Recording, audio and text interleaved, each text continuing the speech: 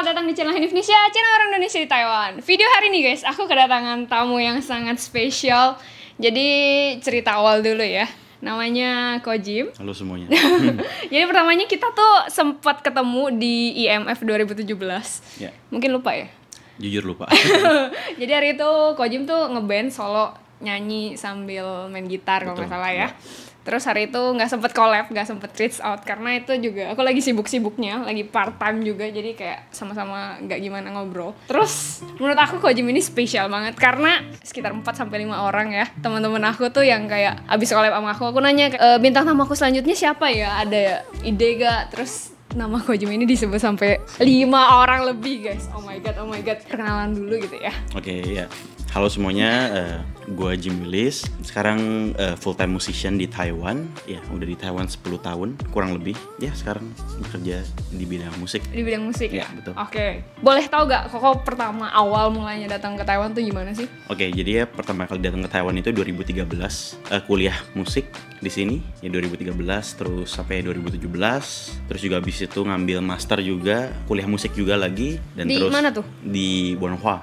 CCU ya? Di CCU ya.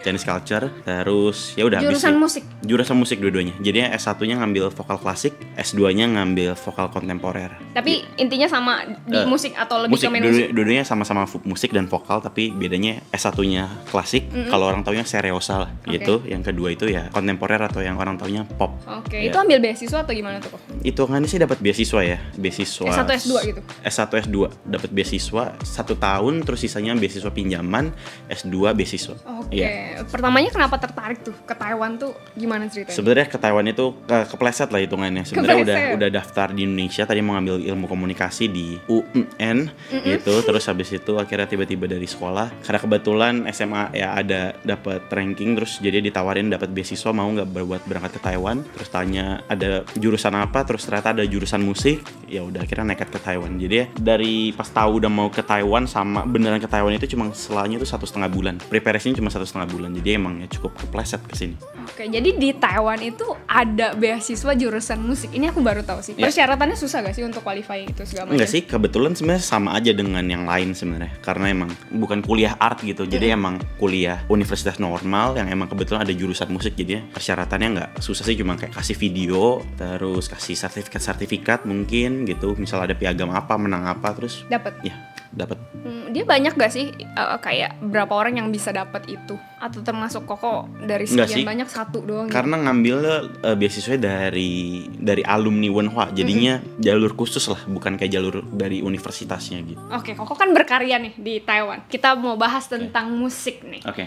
Koko sendiri lebih ke solo atau ke band sih? Sebenarnya solo, jadi semua yang aku lakuin itu tanda kutip dijualnya secara solo. Tapi memang misalnya kalau mau hire aku di event apa, tapi mau full band bisa. Jadi aku cari session player dan ngebentuk satu band gitu. Tapi memang kalau mungkin teman-teman yang tahu ataupun nggak tahu, jadi aku memang kalau di acara itu memang dibilangnya ya Jim Willis aja, bukan kayak nama band gitu. Lebih fokusnya ke nyanyi atau ke main gitar nih? Nyanyi, yang dijual nyanyi. Yang dijual nyanyi. Ya standar kayak gitar, piano, drum, bass, biola gitu. Basic bisa. Basic bisa gitu. Cuma buat komplementari aja, buat sambil nyanyi bisa main alat musik yang lain gitu sih. Oke. Iya. Terus kalau misalnya di CCU ini yang masuk jurusan musik ini Ya. banyak gak sih? Oh, Atau yang tertarik di bidang itu Kalau tuh orang banyak Indo gak sih? tuh sedikit banget. Aku itu dulu cuma 2 orang, satu angkatan. Terus di bawah aku 1 orang, di bawahnya lagi 2 orang. Jadi kayak mungkin satu angkatan nggak nyampe 2 atau 3 orang lah. Gak banyak ya berarti? Dan kayaknya udah terputus di angkatan 2015 atau 16, udah habis itu udah nggak ada lagi. Kayak di industri musik ini kalau misalnya kuliah Ya. di bidang musik, jenjang karir apa aja sih yang menurut Koko kira-kira bisa masuk nih? Oke, disclaimer dulu ya. Sebenarnya kalau kalian mau berkarya di dunia musik, nggak wajib amat kok buat kuliah musik gitu. Sebenarnya banyak banget sebenarnya, tapi tergantung pertama kalian ngambil jurusannya, majornya apa, instrumennya apa, dan juga specialty-nya apa. Misalnya pertama instrumennya apa gitu. Gua ngambil vokal. Ada juga yang ngambil piano, ada yang ngambil biola. Nah, itu kan pasti beda ya. Terus juga ada yang ngambil performance, ada juga ngambil yang untuk nge-compose ataupun ya itu kan beda ya. Untuk perform sama untuk composing aja udah beda gitu. Jadi ya kayak karirnya tuh banyak banget gitu loh. Kalau misalnya paling standar ditanya jadi apa ya, at least bisa jadi guru yang pasti ya kan. Terus nggak cuma jadi guru yang spesialis majornya doang, misalnya guru piano, guru vokal, guru biola, tapi juga kalau udah S1 harusnya bisa juga ngajar di SMA yang mungkin ada kurikulum musiknya gitu. Secara general performing juga bisa, buat sebagai produser bisa, sebagai komposer bisa, penulis lagu dan lainnya, mau jadi mixing master engineering bisa, tim scoring film kalau misalnya kalian tahu, misalnya ada film tuh ada yang jeng jeng jeng jeng atau misalnya ada bunyi tok tak tok tak tok tak tok di film yang buat kalian ngerasa lebih deg-degan ataupun itu juga logikanya dikerjain sama anak-anak musik sebenarnya. Oke, ngomong-ngomong musik, sebenarnya menurut Koko street performance itu yang nyanyi-nyanyi di jalan di street gitu termasuk gak sih? Termasuk apa nih? Termasuk dalam industri yang bisa setelah kuliah bisa ambil jalur itu gitu. Oh iya, of course. Sebenarnya bisa banget gitu. Tapi intinya gini, kalian mau ngambil musik ini berkarir, kita ngomong berkarir, kalau kita ngomongnya profesional kan kalau menurut aku udah tuh adalah ketika kita menjadikan itu profesi dan juga itu bisa menghasilkan. Nah, kalian bisa dibilang ya musisi profesional tanda kutip ya. Gitu. Jadi kalau misalnya mau tampil di jalan dan itu juga menghasilkan ya, itu juga bisa menjadi salah satu opsi kan. Jadi tapi emang setiap orang kan punya idealismenya sendiri-sendiri. Ada yang kayak, aduh kayak gue nggak ada yang ngambil yang ini, tapi gue kayaknya pengen deh ngerjain yang ini. Jadi ya nggak ada yang salah, karena apalagi di dunia seni ya, nggak ada yang salah, nggak ada yang benar sih.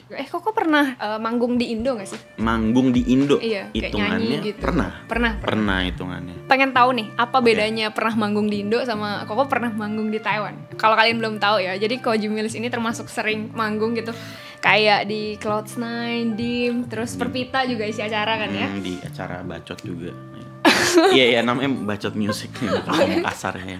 Oke, ada gak bedanya di Indo dan di Taiwan, kayak mungkin bayarannya atau jamnya atau setnya? Kalau buat bayaran udah pasti beda. Oke. Bedanya di di Indo lebih menghargai gak sih? Apa di Taiwan lebih menghargai? Menghargai dari bayaran nih berarti? Iya. Sebenarnya kita bukan ngomong dari menghargai atau nggak menghargai, emang pada dasarnya rate-nya aja beda kan. Kalau misalnya kalian kerja kantor di Indonesia sama di Taiwan aja beda gitu. Sepengetahuan gue itu di Taiwan untuk sesuatu yang lebih speciality gitu ya, maksudnya kita yang lebih harus punya skills khusus gitu, itu biasanya lebih dihargain sebenarnya dari segi uang gitu ya.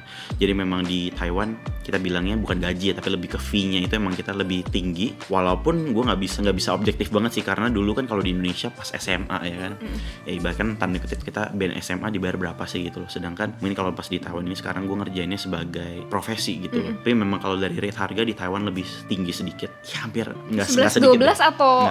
11-15 mungkin. 15 Taiwan berarti? Iya betul gitu. Oke, sistemnya biasanya mereka tuh mungkin yang di Indo lebih ke per lagu atau kurang lebih sama? Enggak. Ada price listnya? Tetap aja sih sama, kebanyakan kalau misalnya reguler itu bayarnya per set. Kalau misalnya perform ya udah sekali perform berapa, misalnya biasanya orang kan satu jam performnya gitu. Gini, kalau kita ngomongin industrinya dulu, industri musik di Indonesia jauh lebih luas, demand-nya banyak banget.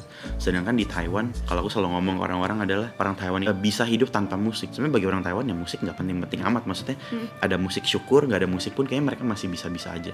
Sedangkan kalau di Indonesia kayaknya marketnya lebih luas, bahkan dikit-dikit ketemu live music gitu. Jadi ya memang kebutuhannya lebih luas gitu loh. Tapi kalau dibilang jenjang karir bisa nggak di sini? Bisa hidup.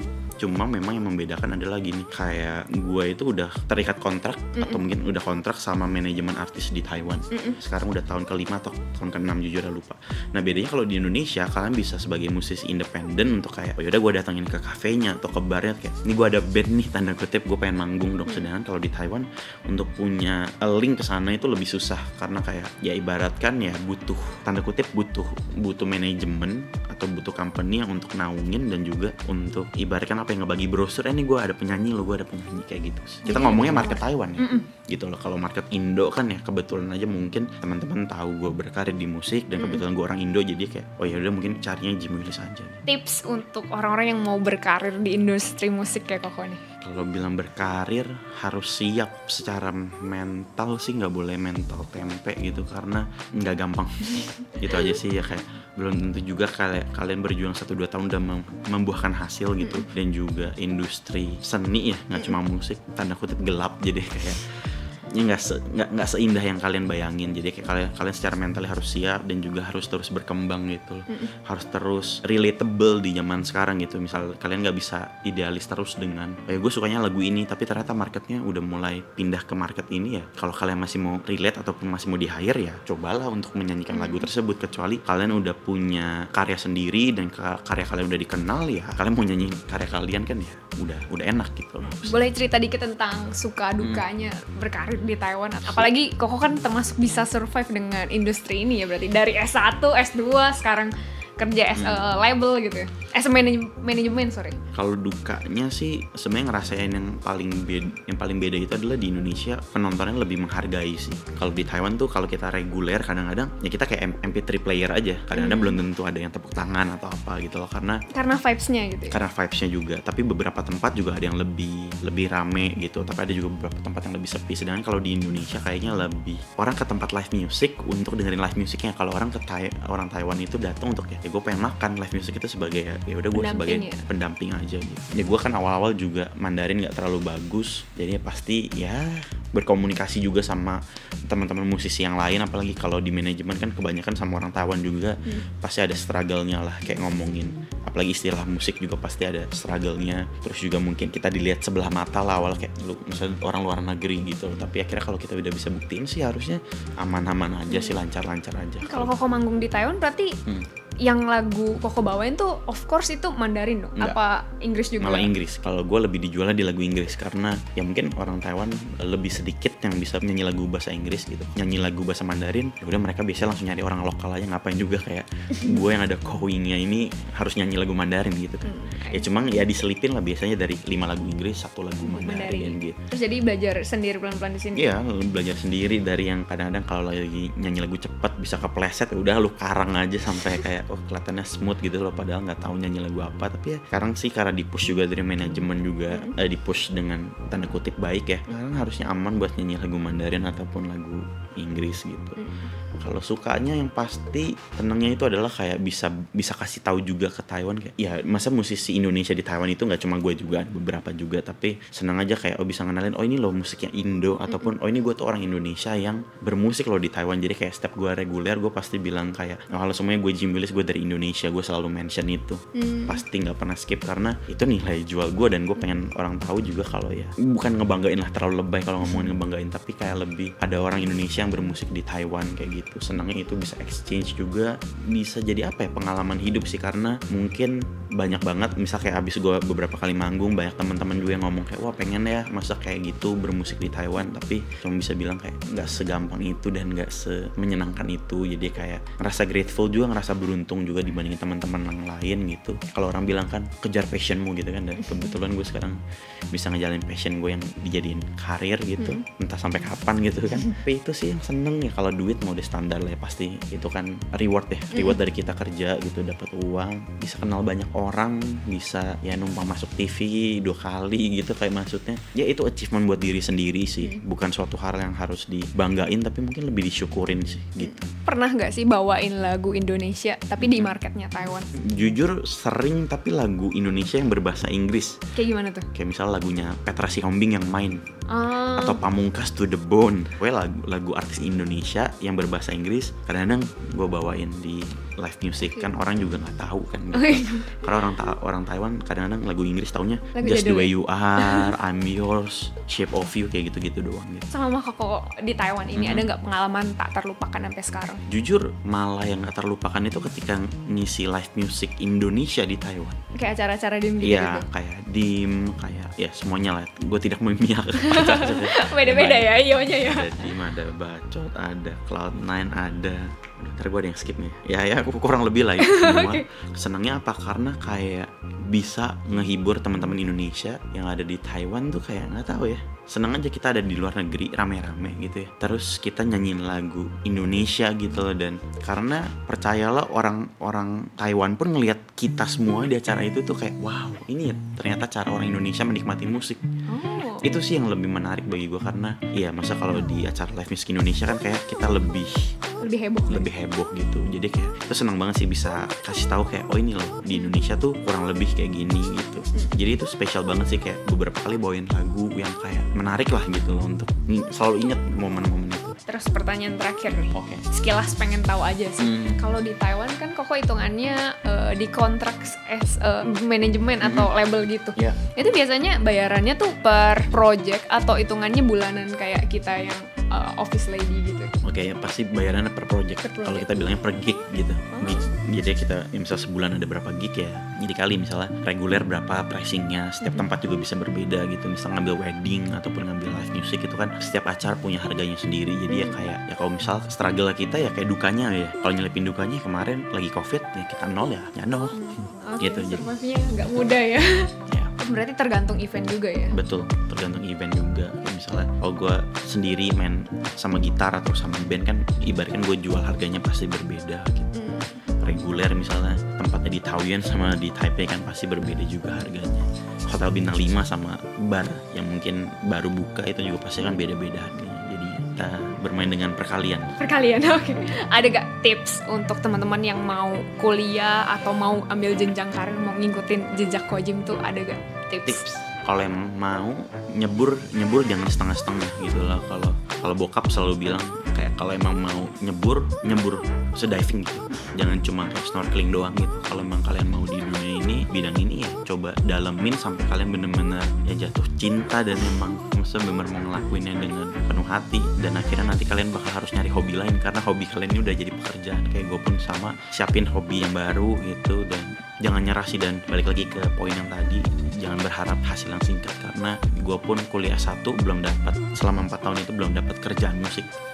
Jadi di tahun kelima di Taiwan baru dapat, ibaratkan baru menuai hasil gitu loh. Jadi gue bisa aja kan di tahun ke-3, tahun ke-4 udah nyerah kayak udahlah ngapain kayak jualan bakmi Medan gitu apa gitu. Cuma kayak ya untungnya masih survive ya. Masih survive dan takdir Tuhan baik sama kita aja ya.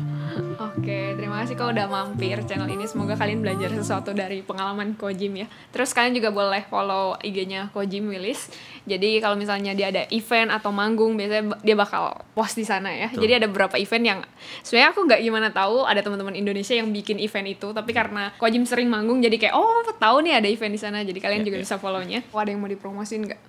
Boleh dengerin lagu gue yang ada di Spotify, Apple Music, judulnya Hey Girl. Tulis aja Hey Girl, Jim Willis. Terus ya boleh support aja sih itu ya. Dan tunggu karya-karya gue selanjutnya. Tahun ini harus yang ngerilis lagu lagi gitu. Boleh follow Instagram aja buat lebih dapat update-nya gitu aja. Terima kasih kok untuk udah mampir. Terima kasih buat kalian udah nonton. Jangan lupa like, comment, subscribe, dan follow aku di Instagram. Kita jumpa lagi di next video. Salam Venesia. Bye-bye.